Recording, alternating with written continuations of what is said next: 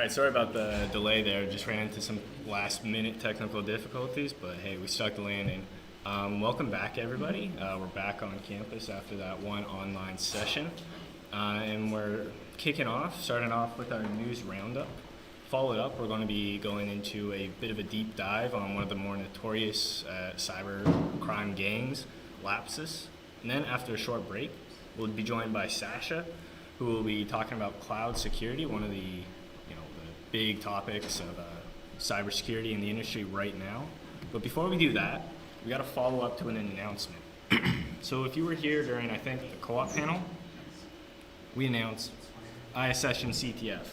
It's going down January 14th and 15th. It's planned to be hosted at KPMG's downtown office in Toronto. But we got to follow up. Registration, it's opening November 18th, next week, Friday. So seriously, start spreading the word, guys. Start building up the hype, because this is a can't miss event. We get third years participating in the CTS all the time, and they're always saying, man, I wish I participated earlier and earlier. This is a beginner-friendly CTF. It's made by students. A few of them are here right now. For students. So it's meant for you guys to really get the most out of. If you were at the co-op panel, one of the key themes there was get involved. These co-op companies, they aren't necessarily looking for you to be some sort of hacker, man, going into the mainframes. What they're looking for is somebody who's eager, driven, and always ready to learn. And well, one of the ways you can show it is with this CTF. You get to put what you've learned into action, but also learn a ton of new things. Because, just calling this a CTF, just a CTF, would be kind of dishonest. It's a whole event.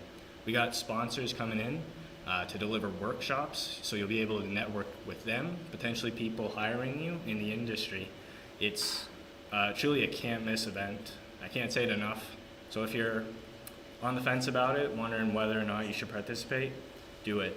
You can sign up just yourself, or you can sign up with your team afterwards. So if you don't find a team yet, don't worry, you'll still have plenty of time to do so. Does anybody have any questions about ISSessions CTF right now? All right. If you do, you can reach out to me. You can reach out to Sean, our CTF coordinator, or, I don't know, Patrick, maybe. But hey, oh yeah. Also, the registration that's opening next week, this is just for the event.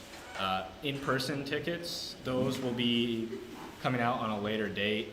I think we're planning early December for those, so again, keep your eyes out. You'll probably be hearing us quite a bit up until January, because we really want to promote this event to Sheridan students, get those participation numbers up.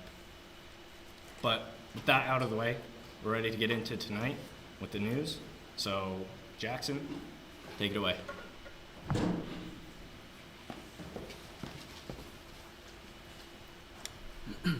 Thank you, Jack.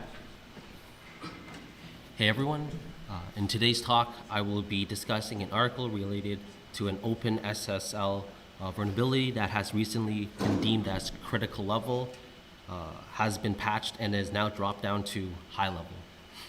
The issue prior to this fix was that OpenSSL had a buffer overflow vulnerability within the decoding functions.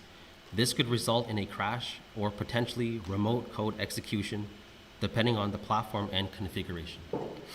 This vulnerability mostly affects clients, not servers, and VPNs that utilize OpenSSL 3.x could be affected, and languages like Node.js.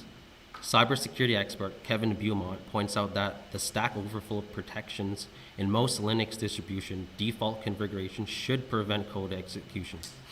While crashes are still possible, it is not likely or easy, hence downgrades the vulnerabilities to high, as stated by Kevin in a recent Twitter tweet. In the second article, a cybersecurity firm had issued another unofficial patch to squash a bug in Windows that Microsoft has yet to fix. This exploit is currently being actively used to spread ransomware. ISSessions Security released a small binary patch to address a flaw in Microsoft Mark of the Web, or MOTW for short, feature. This feature is supposed to set a flag in the metadata for files obtained from the internet, USB sticks, and other untrusted sources. It is possible to bypass this feature and have files downgraded from the web that does not carry the MOTW flag, thus sidestepping all those protections when open. Additionally, attackers could prevent Windows from putting the MOTW flag on files extracting from a zip archive obtained from an untrusted source. ISSessions' latest micro patch released on October 28th works for Windows 11 version 21H, and as for Windows 10, 21H1 and 21H2. Now I'll pass it over to Jess.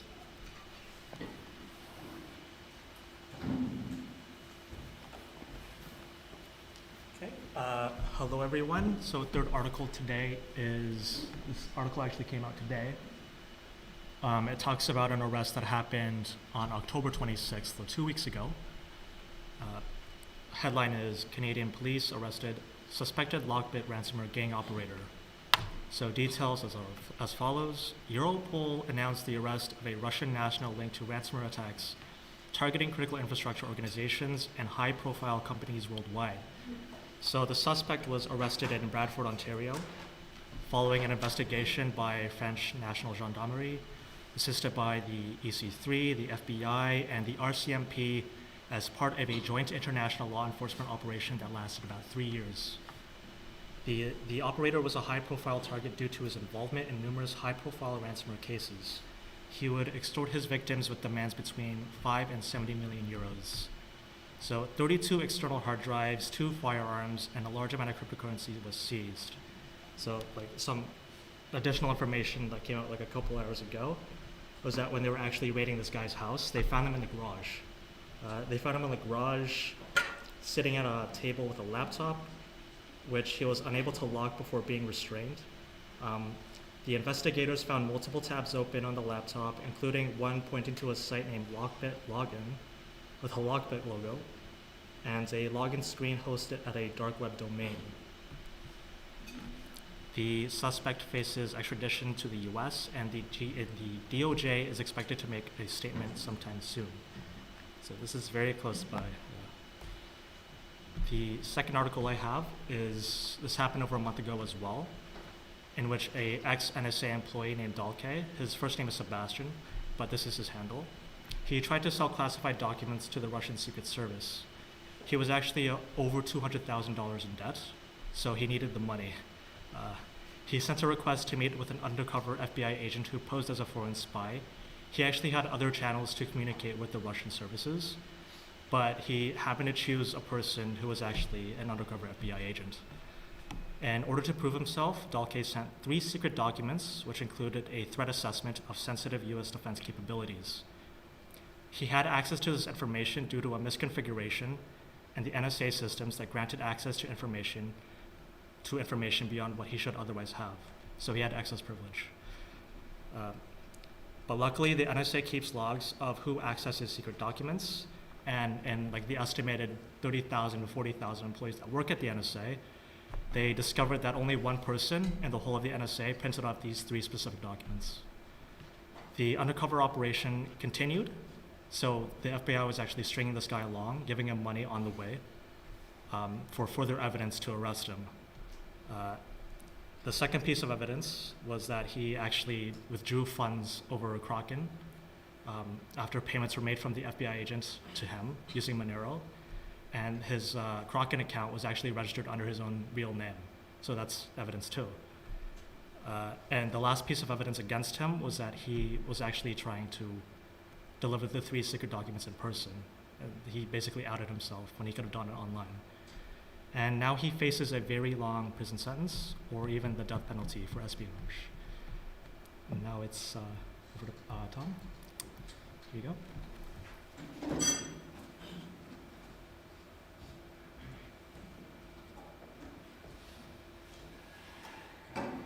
Guys, so the next news article that I'm going to be talking about is Bitcoin, and this is the latest story on this is actually about a guy who stole Bitcoin on the dark web around 10 years ago in 2013. So the US announced that in 2021, they seized $3.3 billion worth of Bitcoin that was stolen during a hack of a dark web marketplace called Silk Road. Silk Road was a flourishing black market for illegal drugs and other illicit goods and services, enabling criminals to launder funds passing through it. The scheme was carried out by James Zong in 2013, where he created 9 fraudulent accounts and triggered over 140 transactions to plunder money from the marketplace. So the way he did this was Zong made an initial deposit ranging from 200 to 2,000 Bitcoin in each of the fraudulent accounts, and his strategy was to make a series of withdrawals in rapid succession to trick the processing system into releasing more crypto than was originally deposited. And by doing this, he was able to siphon out $3.3 billion worth of Bitcoin. And the only reason why it was actually found was due to a warrant for Zong's house, where the keys to the tokens were found in an underground floor safe and on a single board computer submerged under blankets and a popcorn tin stored in a bathroom closet. And the next news article here, I'm going to be talking about a malware that you can actually purchase for a monthly fee. And it has been seen a lot more recently. So cryptocurrency users are being targeted with a new Clipper malware strain dubbed Lapsus by means of another malware known as Smoke Loader. So Smoke Loader is sent through infected documents during spear phishing emails and acts as a conduit for other Trojans. Smoke Loader functions as a generic loader capable of distributing additional payloads onto compromised systems, such as information-stealing malware and other implants. Lapsus is a specific type of malware called Clipper malware, or cryware, as dubbed by Microsoft, which is designed to steal crypto by keeping close tabs on a victim's clipboard activity and swapping the original wallet address, if present, with an attacker-controlled address. And this latest malware, Lapsus, is a commodity Clipper malware, meaning threat actors can use the software for a monthly cost. And 180 samples of Lapsus were discovered between October 24th and 30th, which is a massive increase of usage compared to before this date, which was close to 0. And that's it from me. I'll hand it back to Jack. All right, thank you, Tommy, Jess, and Jackson for delivering the news. With that out of the way, we're going to be getting into our second segment here, which will be dedicated to Lapsus. So I'm just going to open the PowerPoint there.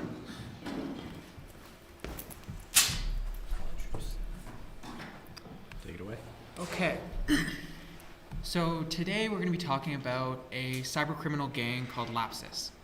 So if you have been listening to our ISS news segment, you might have heard of Lapsus before. They have, in about the past year, just under a year, they've been a part of a lot of high-profile attacks. They're a very new cybercrime gang, but they've done a lot of big stuff in a short amount of time. So we thought you might not get the full picture of who they are, what they do, and what they've done just from our news story. So we're going to kind of do a bit of a deep dive into maybe who they are, or at least what we know, and what they've done. So just a quick table of contents. We're going to start off with their origin and history. Then we're going to detail a bunch of their big attacks and how they actually happened, which you've probably heard a lot of these. And then we're going to talk about the current investigations and the developments in that. So I'm going to give it to Nero, who's going to talk about the origin and history.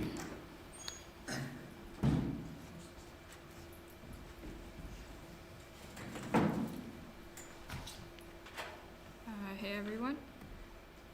So for the origin and history of Lapsus, not much is actually known about them. Fun fact, Lapsus is Latin for lapse or gap or error.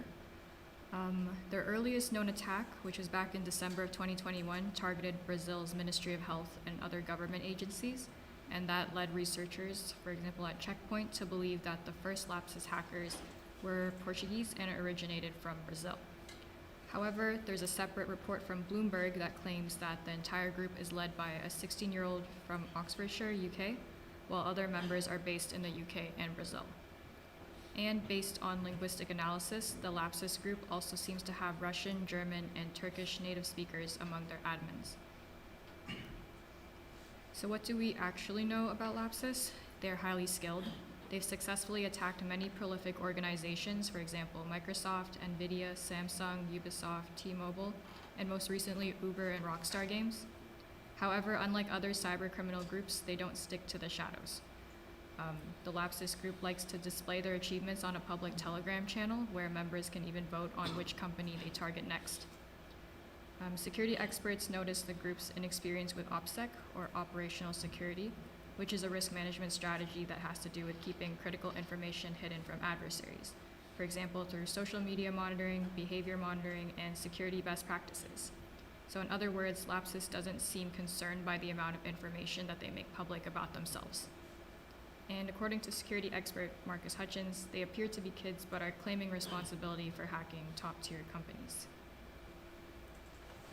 Is it on? So, yeah, I'm back. So this next part was actually done by Singh, but unfortunately he couldn't make it tonight, so I'm going to present it. So we're going to talk about some of their biggest attacks and how they happened. So here's just a list of some of their biggest attacks and the dates that they happened. So you'll notice that they all happened from December of last year to September. So from probably about a year ago to just recently. So Lapsus has a very extensive list of attacks, especially considering it's been less than a year. So first was Brazil's Ministry of Health in December of last year. Then we had Okta in January, Nvidia in February, Samsung in March, and then I was looking at the exact dates, and they actually did an attack. I think it was like every 5 to 8 days in October, or March. And they were hitting like big targets. Like I would have thought that it would take them some more time to do those kind of things, but they were doing rapid fire. And March was actually their busiest month, where they hit Samsung, Mercado Libre, Ubisoft, T-Mobile, Microsoft, and Globant, as well as I think there might have been a few more. And of course, these are the ones we know of. They could have had countless others on the side, smaller ones, bigger ones, who knows. And then they actually went on about a 6-month hiatus, which I'm going to kind of get into some of the possible reasoning for that later. But then in September, they hit Uber and Rockstar Games, which were both very, very public attacks. But for now, we're going to focus on some of the big names and how these actually happened. So Microsoft, Nvidia, and Rockstar. So first, in March 2020, was Microsoft. So the group posted a screenshot of Microsoft's Azure DevOps server to their Telegram channel, basically saying, look what we got to. And then they released a 37 gigabyte zip file with 90% of the source code for Bing. That's crazy. I find that crazy. And so Microsoft kind of admitted they were dealing with some top tier cyber criminals by saying that Lapsus has a sophisticated grasp of technology supply chains and uses interorganizational dependency to its advantage. So I feel like they don't usually like to compliment the attackers, but they did this time. So that's a pretty big thing, especially for their reputation. For a new group too.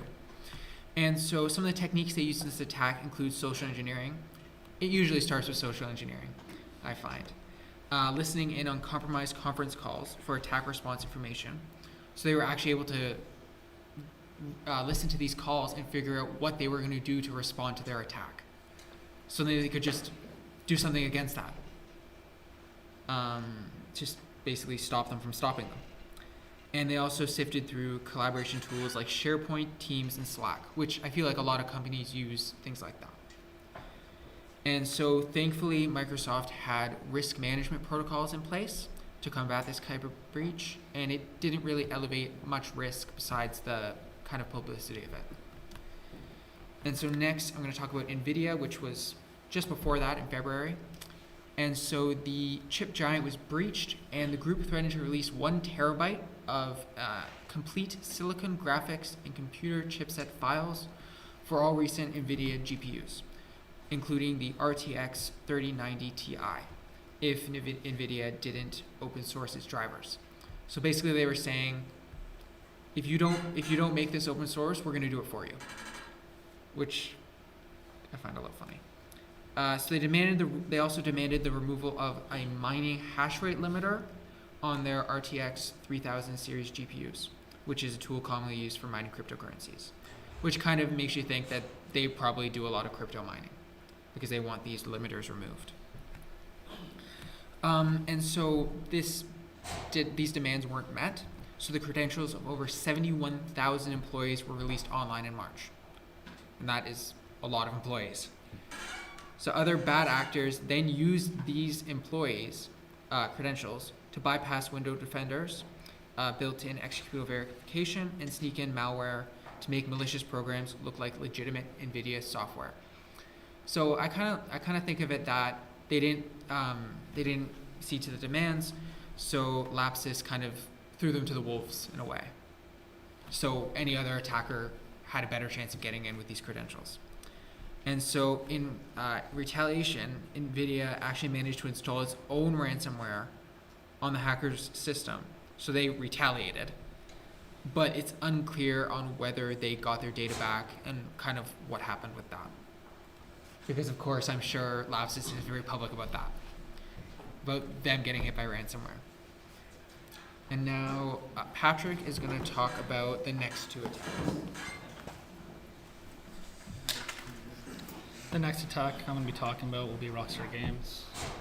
It was discovered that the attacker got access to a system by obtaining the credentials of a contractor, which resulted in details about its upcoming game, Grand Theft Auto 6, being posted online. The source code of GTA 5 was made available for sale, while the source code for GTA 6 appears to have been ransomed back to Rockstar in a manner similar to how Lapsus normally operates. Even the leakers handle Teapot Uber Hacker, a reference to the attack on Uber. Teapot Uber Hacker has said it's possible I could leak more data soon, GTA 5 and 6 source code and assets, GTA 6 test building, as well as I'm looking to negotiate a deal on a deal on the website they usually release the leaks on. And the next attack I'm going to be talking about will be Ubisoft. Ubisoft acknowledged a breach in early March and was announced as a cyber security incident that temporarily derailed some of its game systems and services. As soon as The Verge published its initial article on the incident, Lapsus immediately took ownership of the attack. Gamers did, however, report downtime on its systems happening a week earlier than the article had suggested. Lapsus may not have access to Ubisoft's data because they also departed from their regular breaking tendency when they performed an attack, as well as Ubisoft has provided limited details about its security breach and hasn't confirmed its Lapsus. And Ubisoft hasn't confirmed if Lapsus was responsible for the attack. Next, I'll go back to Jax. So now I'm going to talk about the current state of the investigation, and we're going to kind of tie together some of the kind of interesting things before, like some of their behavioral things and how it might have changed. So obviously, these investigations are ongoing. There have been arrests, but the whole group hasn't been arrested yet. They're not all in prison. They're still likely active. So we don't know much about the investigation's inner workings. We don't know that this detective was doing this and this detective was doing that or whatever. Because obviously it's still active and they don't want to give this information to the hackers. Because that could just give them targets. So most of what we can see is based on arrests and public attacks and the information that comes from that. So the FBI made an appeal for information to the public in March 2020, basically saying that Lapsus is a big threat and that they're asking for any information you might have. This also kind of gives you the idea that the FBI was having an active investigation with them after they hit a few US-based companies with attacks. So there's a Bloomberg report that Nero mentioned earlier that stated that the group was made up of 7 members and that the mastermind was a 16-year-old in Oxford with another core member in Brazil. However, with things I'm going to say later, you're going to see that's probably not accurate, or at least isn't anymore. So, and then the group is believed to be very newly created and made up of young people. So just a little timeline of their attacks. Their attacks have ranged from 2021 to the present day, and most of their attacks were in March. So 7 arrests actually took place at the end of March by the London police, which of course is around where they believe the leader to be. And the ages of these people range from 16 to 21, so really quite young. And so White, at least that's the name that he went by online, who is a high-ranking member of the group, was arrested in Oxford. And they found him because he was actually doxxed by a former colleague and fellow hacker from a different group who posted his name, address, and social media pictures. So they got this guy because of that. And another arrest happened in Brazil of an apparently high-ranking member. So they're an international group and very young people.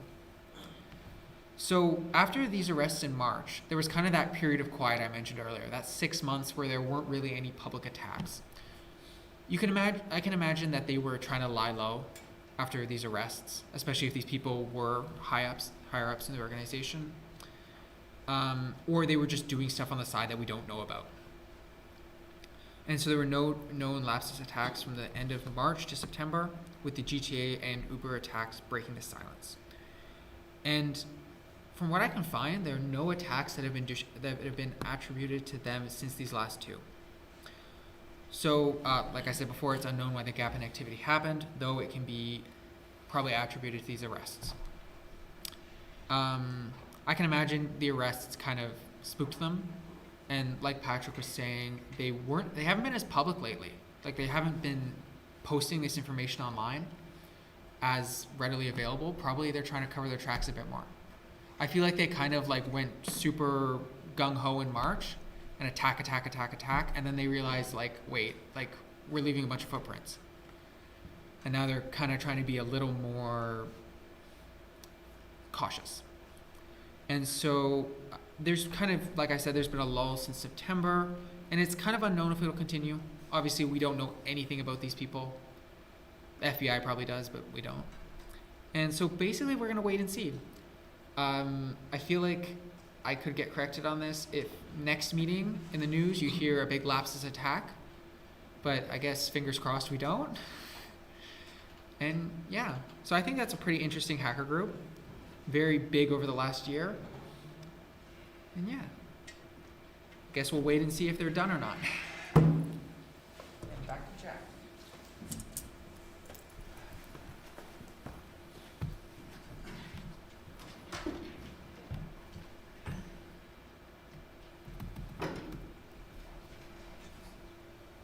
All right. Thank you, content team, for the first 2 segments there. I've put the CCR on screen. I'll be posting the CCR form in chat, so fill that out, get your hours up, have something to point to when you're going for applications. And after a 5-minute break, we'll be back to talk about cloud security with Sacha. So let's regroup at, say, 41, and see you then. Don't go anywhere. All right, so I think we're good to resume here. I'm joined by Sacha from BDO Elixir. She'll be talking about cloud security. I went to Sector recently, actually, and everywhere I went, every talk, it was like, ooh, cloud's the thing. But I don't think we've had a cloud security talk at ISSessions for a while at least. So glad to have you here. Awesome. Glad to be here. Thank you. Thanks, everyone. I'm glad to be here. My name is Sacha Blasiak-Priestly. I lead the cloud security team at BDO. I'm also the global SME for cloud security when it comes to BDO's global member firms, which is really exciting. Just a little bit about my background. I went to TMU, which is formerly Ryerson University, for information technology management. So luckily for me, I was working when I went to school, so I got to do help desk was my first job, which I think really gave me a big view into technology and how it worked, which I still use today in my current job. After graduating, I worked at Rogers, so I was with Rogers for 10 years, doing a whole variety of things, mostly security-based, even long ago. Starting with IAM, security operations, incident response, so it was a great foray into technology. From there, I went into consulting, and I had a break. I worked for the City of Toronto as the Director of Threat Management for a year, helping them build out their cyber practice. And now I work for BDO. So I've been with BDO for about a year. Like I said, I manage the cloud security team, and once we go through this presentation, you'll see all the different areas as it comes to cloud security. I'm sure you guys are well aware, and even in the talks that you just had, around some of the attacks. And you know what, as companies move to the cloud, those attacks and that surface just broadens. So what we do for our clients is we really help them understand what the challenges are with the cloud. We help them identify gaps in their configuration within the cloud, help them implement fixes to those gaps within the cloud. There's a lot. So yeah, I'm glad to be here, and we'll start off with some of the cloud security risks. So these are the top threats, and I think, again, a lot of the news stories that you talked about today really fit into what's happening. So the 5 main topics that we'll cover are data breaches, compliance violations and regulatory actions, cyber attacks, access risks in the cloud, and then security misconfigurations. So we'll start with data breaches. So I have a couple of statistics here because I think, when you look at the numbers, it really is impactful. So the average size of a data breach, this is according to IBM's report that they put out, is 25,000 records, and the average time to identify a breach is 279 days. That means that organizations, as you guys were talking about, identifying or even reporting that they've been breached, they might not even know for a very long time, almost a year. And the global average cost of a data breach has grown by 12% in the last 5 years to almost $4 million. And the cost can be things like reputational risk, and when we get into the regulations, you'll also see that there are regulatory impacts to organizations if they're breached, depending on what industry that they're in. So one of the ones that I wanted to highlight was the Capital One data breach. I'm not sure if you guys have gone through that in some of your other sessions, but this one was around a misconfigured web application firewall on the Amazon Web Services. The interesting thing about this was the breach was conducted by an AWS engineer. So the engineer had created a scanning application that scanned the AWS clients for misconfigurations, and then the engineer went in and was able to exfiltrate all of these records. So this affected approximately 100 million individuals in the US and 6 million in Canada. They were able to take about 140,000 records of social security numbers in the US, 1 million Canadian social insurance numbers, and about 80,000 bank accounts. So the engineer was actually recently convicted on 7 charges related to data theft, so up to 20 years in jail. But again, it wasn't just the engineer. Capital One themselves was found to be negligent for leaving that sensitive data, financial data, open to the public, resulting in an $80 million fine to them. And then they also have, of course, customer lawsuits for those customers that were affected by this. That was totaling over $190 million. So some of the mitigation strategies that Capital One could have done. So if the AWS engineer was able to scan and find those misconfigurations, so could have Capital One. It's important when organizations are moving to the cloud that they also understand that shared responsibility model. What is their responsibility when it comes to securing their data versus what's the cloud service provider? And I think that that's a big challenge, because I think a lot of people or organizations assume that security is built in, that's part of one of the benefits of going to the cloud, and they just kind of go on their way without realizing that they still have a responsibility to secure it. Also, logging and monitoring. The anomalous behavior, right, which was the movement, the exfiltration of those multiple records, that could have been detected through something as simple as logging and monitoring. And then also, the engineer also installed crypto miners. So what they could have done also is monitor that compute power. So if they see that going up, that could be an indication that that's there. And then again, continuous monitoring of their security posture and review of permissions, making sure nothing's overly permissive. They could have helped detect it. So next we'll go into some of the compliance violations and regulatory actions. So like I said, many organizations are subject to regulations, and some of those regulations have very complex frameworks and guidelines that they have to follow. So things like PCI DSS, which is the credit card, payment card industry, there's very specific regulations that organizations have to follow and demonstrate and evidence before they're able to accept credit cards, for example. If they can't do that and they fail their audit, they have to do an audit every year. There could be fines, or they could be prevented from taking credit cards. So for an organization, a large retail organization, if you think about it, Rogers, for example, too, if they couldn't take credit cards as a form of payment, that would really slow their business almost to a halt. There's CCPA, GDPR. GDPR is the European data standard. SOX is a standard in the US. And things like that. Other require certain security controls, processes be in place, and monitoring capabilities. And again, all of those have to be demonstrated. So when organizations had all of their infrastructure on premise, it was easy to do that because they had control of it, they could demonstrate it, they could put whatever controls they want in place. As they move to the cloud, those kinds of controls are different in the cloud, may not exist, may have been replaced with something else, so it's really about showing that evidence and being able to do that. So now we'll go through some of the cyber attacks. So I know you guys covered ransomware. As you can see, it's increased over 151% in the first 6 months of 2021, which was last year. Obviously, this year it's even bigger. Ransomware as a service, as we talk about, is becoming a business model. You can buy that. You can pay someone to ransomware an organization for you. There's also affiliates that are getting paid to give up their credentials to put ransomware into organizations. Ransomware threat actor groups are actually recruiting people to do that. So it's a very big issue, and there's no easy fix for it. As you guys mentioned, social engineering, phishing, people are really the first kind of line of defense, and that's typically how it gets in. But like I said, when it becomes a business, it's really easy to monetize. I think you guys mentioned also the NSA person being in debt, right? So when you go for your clearance, some of the things that you do when you go for your security clearances, they analyze your financial records because they want to make sure that you can't be a target. So that's other things that organizations have to take into account besides just our typical, social engineering or phishing exercises that we do. So what can we do besides that for ransomware? Cyber hygiene, of course, right? Systems that are patched. You guys talked about those recent vulnerabilities that come out. Some of the ransomware that you'll hear about were old vulnerabilities that had been sitting there forever that no one had even patched. Multi-factor authentication, of course. And actually in Australia, they have an interesting initiative. So what they want to do is, one of the strategies to stop ransomware is to stop paying ransom. And the FBI has said that as well. They want organizations to just stop, because if no one pays ransom, then it's not a viable business and people will stop doing it.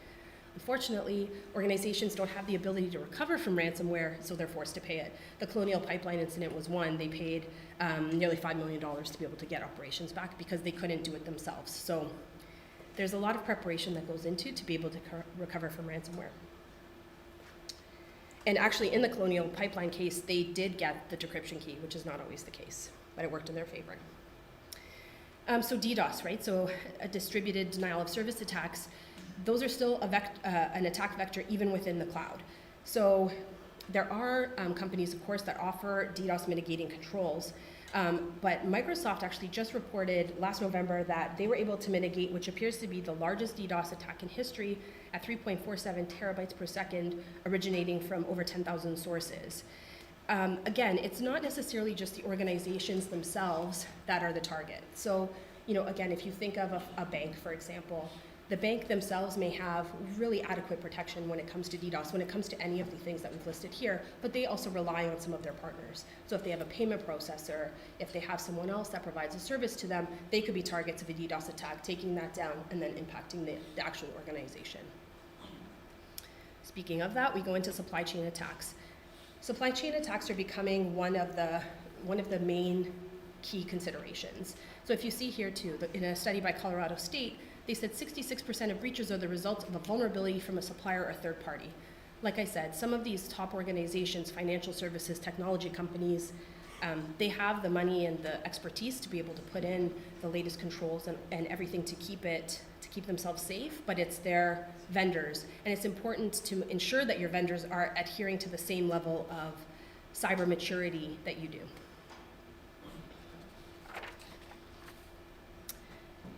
So again, how can you protect against these types of attacks? So some of these we can do. Zero trust is really trust no one, verify everyone, together with privileged access management, ensuring that any of your privileged access is really, really tightly held.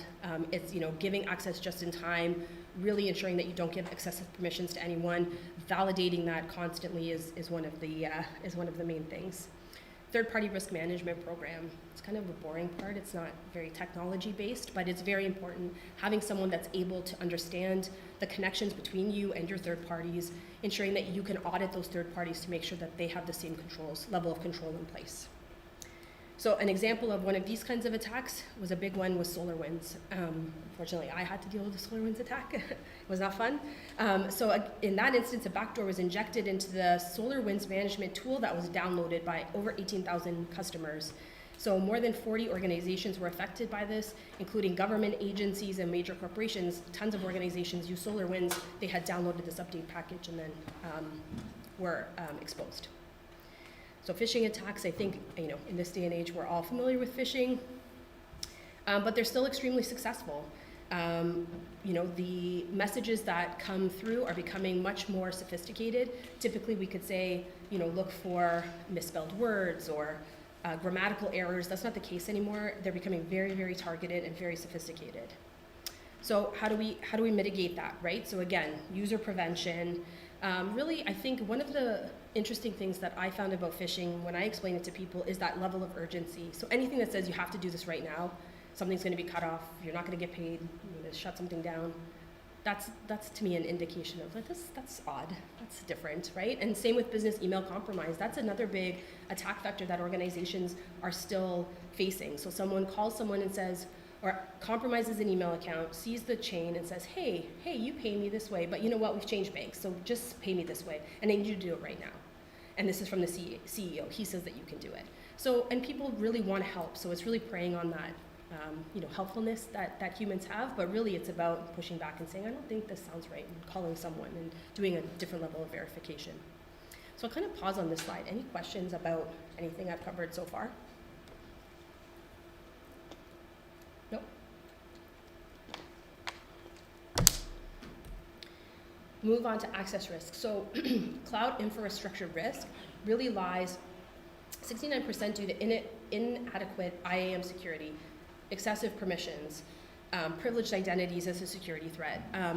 Recently, in my previous life, I had a client that they had a certain piece of software and they had elevated a whole bunch of people to admin because they needed to do this functionality and they couldn't figure out how to do it with tailored permissions, so they just elevated everyone to an admin. Really obviously opening up your attack surface, because if any one of those accounts get compromised, and of course no MFA, just regular. So if any of those accounts get compromised, they have the keys to the kingdom and they can do lots of damage. And organizations said that, right? So main challenge is managing identities. How do you ensure that you're doing your due diligence when it comes to commissioning, decommissioning identities across all of your different cloud platforms, SaaS providers? You have to provision someone here, but you have on-prem AD. How do you manage all of that together to ensure that, again, you're not adding those excessive permissions?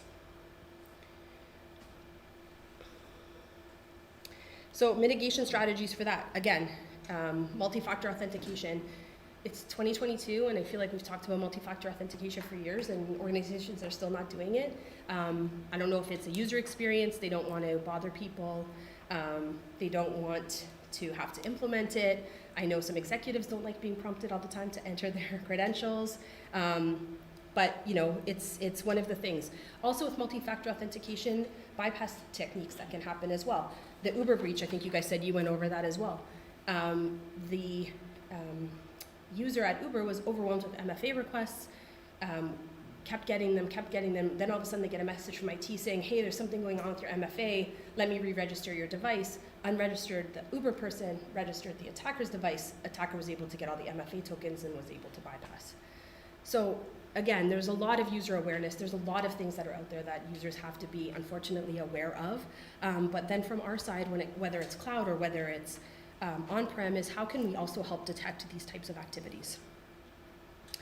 Timeout values, again, people don't want to be prompted every second to log into stuff, but if you leave it too long, it can be compromised.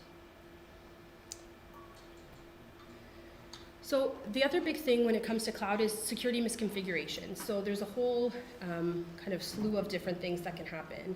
Weaker default configuration. Like I said at the beginning, there is a responsibility between both the user, the consumer of the cloud, and the cloud provider to make sure that those configurations have been there. It's also, it could be leaving default usernames and passwords which are publicly known, easily exploitable on internet-facing pages. Default policies. Default policies, when it comes to the cloud, could be left in place. Again, there's lots of documentation. Attackers are learning the same thing as administrators are. They're able to take advantage of that. Lack of qualified people.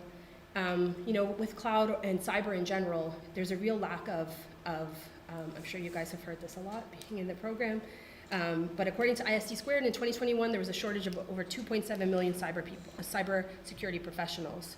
And 63% of organizations globally said that they had vacant positions. So, this is a wide area, and I'll show in a slide coming up all of the different areas within cyber. So it's no wonder that there's a lack of people, especially in cloud. Poor cloud migration planning. So again, when we think about the traditional layer of security when it comes to protection, you had your kind of core data center, and then you could put all of these different controls around it, and you can control it and you could watch it. When it comes to cloud, again, they're all, the different layers have kind of spread out horizontally. And you want to ensure that you know where your data is when it comes to the cloud. What kind of data are you putting there? Does it have labels? Can you store, how is it being stored? Who's handling it? Who has access to it? So there's lots of things that need to be considered when you're actually doing a cloud migration. And then complex rules. So, lots of organizations have multi-cloud providers, SaaS providers, some are using it for PaaS or IaaS, so everyone has a different set of rules or policies or how they do something, so it's really important to understand which provider does what and how to manage that. Misconfigured servers. So again, misconfigured servers or storage are one of the main causes of data breaches. That's what you'll hear about in the news. Volkswagen in 2021 had that, where a third party, not Volkswagen, had left a file unsecured with marketing data, which affected 3.3 million customers.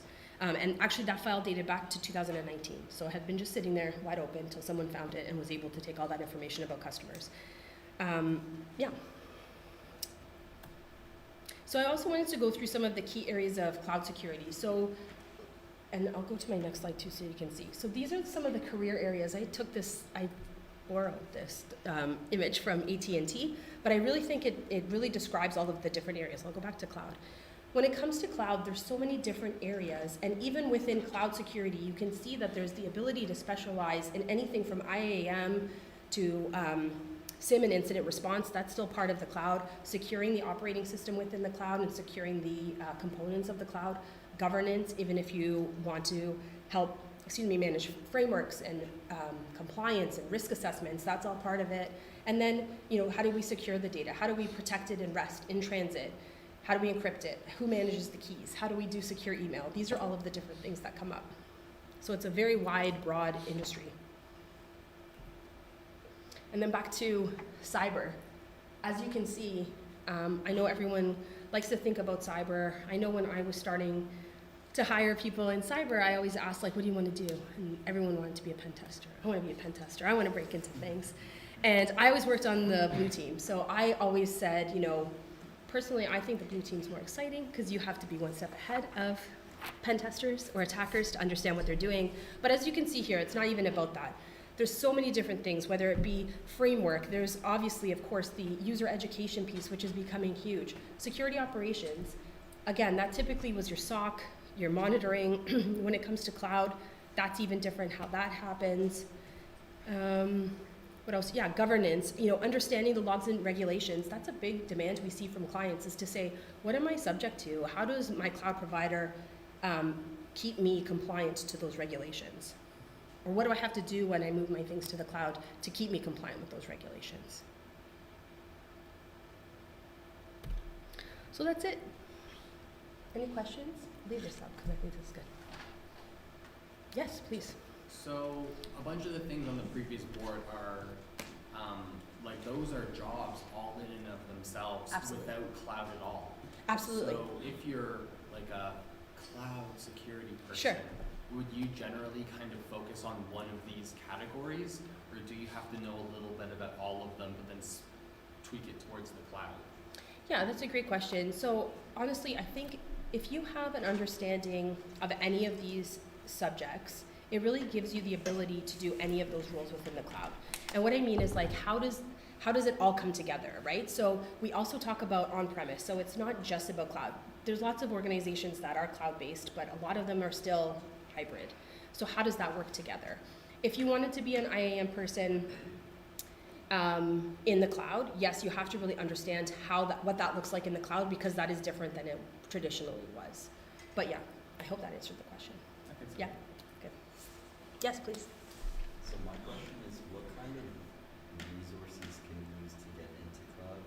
From my understanding, I know there's certs like Microsoft, AWS, and Google, but I think those don't necessarily, I don't know if this is true, but I don't think they necessarily teach you the fundamentals of cloud first. They more so teach you about their own services and about their own network.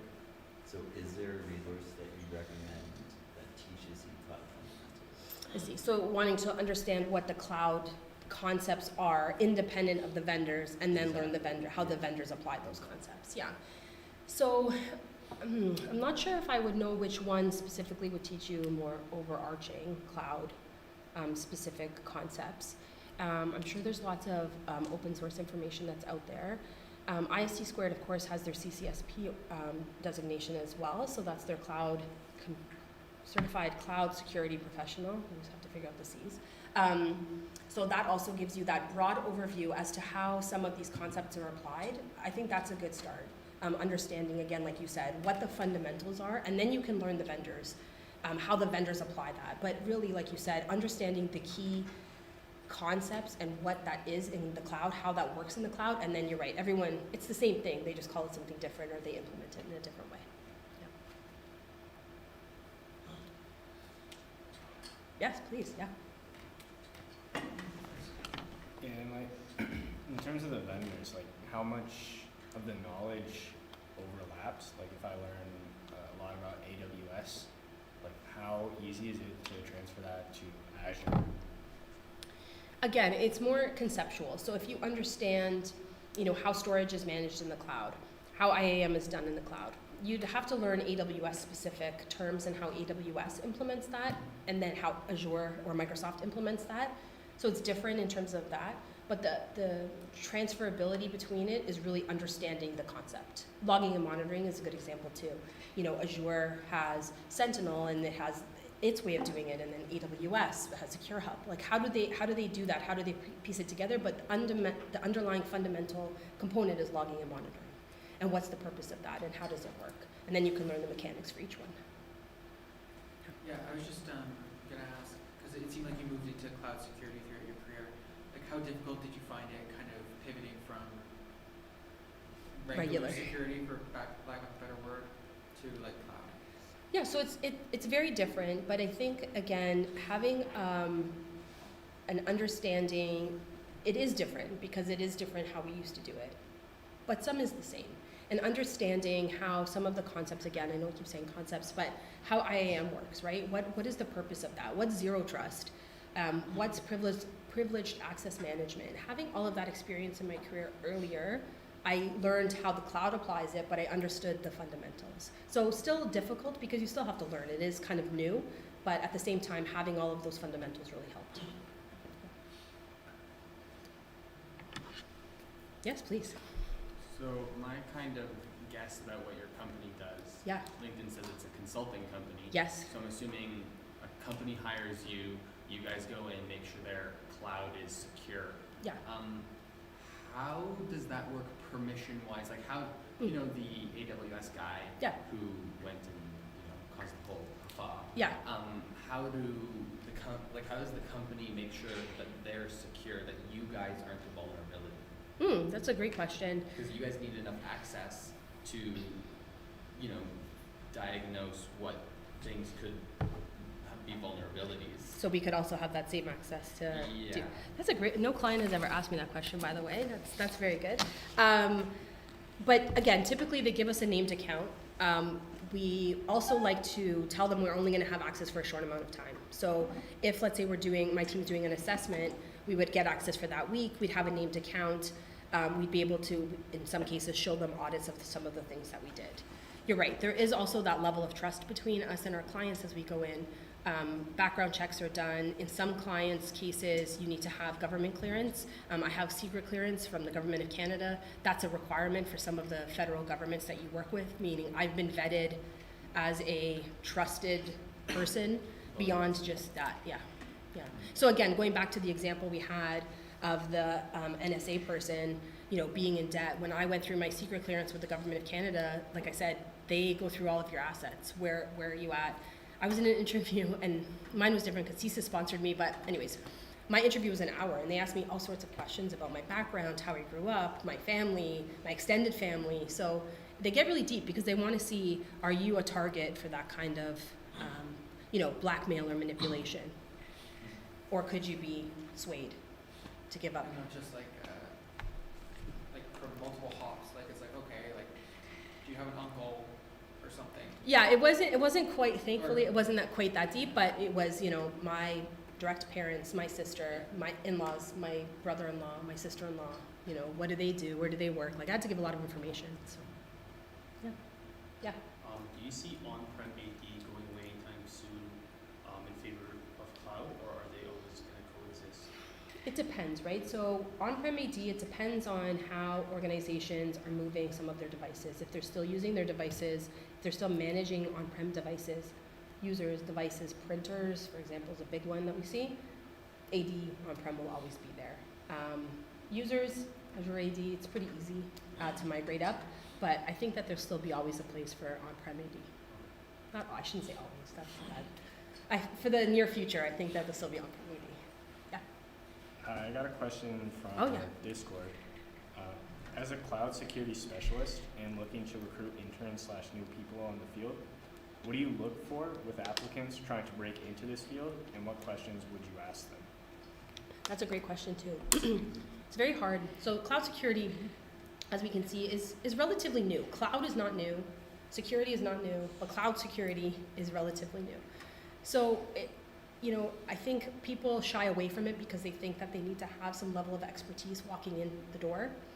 To me, some of the questions I would ask are, what are you doing to learn about cloud security? Just as you asked me that question, have you learned the fundamentals of what it is? And you don't have to be an expert, an AWS certified engineer the second, right? Like the second you come for your interview, but do you understand what cloud security is? Do you understand what the fundamentals of the components are? If not, are you on a path to trying to learn that? Those are the typical questions I ask, especially if someone's trying to get into it. If they're coming from a field adjacent to cloud security, it could be a technology field. I always think that everyone that comes from a different area brings a different view. So if you're coming from even a risk management background and you want to do technical cloud security, they have a different view as to how things are done in the cloud. So to me, it's really just about what are you doing on your own journey to get there? Those are the types of questions I ask. What do you know so far? Obviously, we have to kind of evaluate that. But beyond that too, especially when it comes to consulting, the technology and the tools can always be taught, but some of the fundamental things, right? I'll speak consulting specific.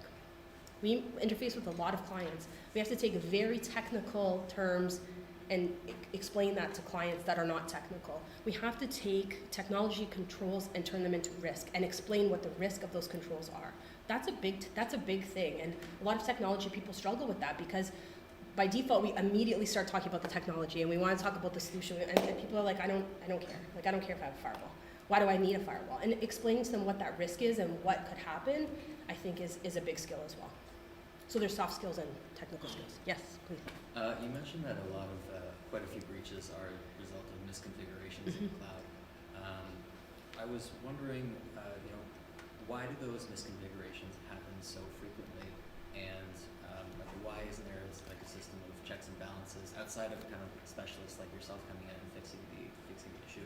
Why is that, at least for lower level issues, not automatically implemented? So one example I know of is in Azure, Azure secrets can be found in the logs if it's not configured correctly. Why is that not automatically configured correctly? Right. Yeah, so again, it goes back to that kind of shared model when it comes to cloud computing, right? So a lot of cloud providers will say, here you go, like it's a blank slate. It's up to you what you want to do and how you want to secure it. So a lot of the security misconfigurations, I think, is because clients misunderstand that they need to do that. They think, again, like, well, I'm using Microsoft and it's Azure, and Azure's secure, and I don't have to do anything, and I can just dump all my data there, and it's totally fine. So I think that that's number one. Why? Great question as to why. So a lot of the clouds have built-in tools to help with compliance and measurement.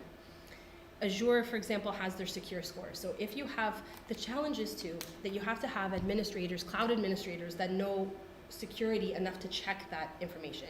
They have a secure score, so Microsoft goes through and says, hey, you have this, and here's your score, and it's good or bad or terrible, and these are the things you can do to fix it. But again, you need someone with that skill set to be able to do that, and I think a lot of organizations lack cloud security. They have cloud engineers maybe that can help configure the cloud itself, but no one's looking at the security aspect of it, which leads to some of the misconfigurations and things left open that shouldn't be.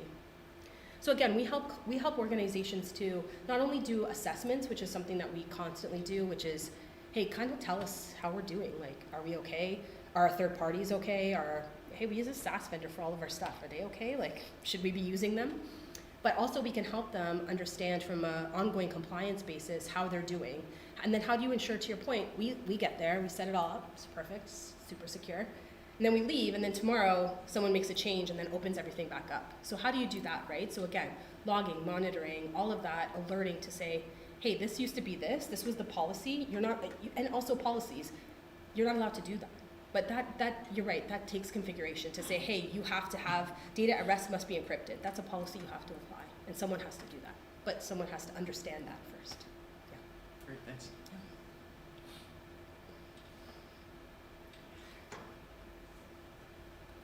I left my contact information here too, so if you have any questions, I know, I was going to talk about co-op too. So we're in our second co-op term right now.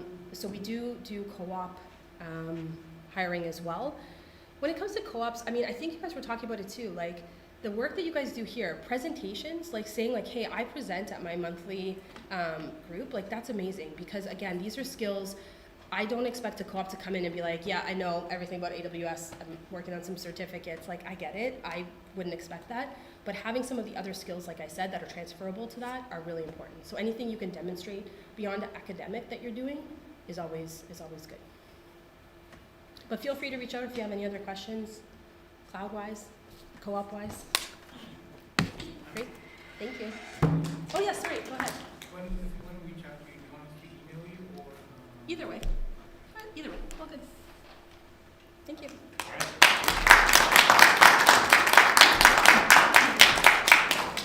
So thank you, Sacha, for coming out, and thank you, everybody who came out tonight, whether it be through the World Wide Web or here in room J102. Our next meeting will be in 2 weeks. I believe that's the 24th, whatever that day is. And just as a reminder, registration for that CTF is coming up next week, so start finding your teams. Until then, have a good night.